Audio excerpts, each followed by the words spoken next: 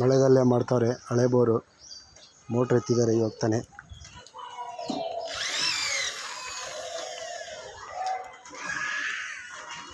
Motor ಆಚೆ ಬಂತು. 8 ಅಡಿ ಪೀಸ್ ಬರುತ್ತೆ. 8 ಅಡಿ ಪೀಸ್ ಬರುತ್ತೆ. 8 ಅಡಿ. ಈಗ ಅಲ್ಲಿದ್ದರೆ ಬೋರ್ 8 ಅಡಿ ಪೀಸ್ ಬರುತ್ತೆ. ಇದರಲ್ಲಿ 3 ಪೀಸ್ ಇರುತ್ತೆ. 3 ಪೀಸ್ ಅದೇ ಇದು 1 ಪೀಸ್ ಜಾಯಿಂಟ್ ಮಾಡೋದು 3 ಪೀಸ್ ಜಾಯಿಂಟ್ ಮಾಡ್ತೀವಿ ಅಷ್ಟೇ.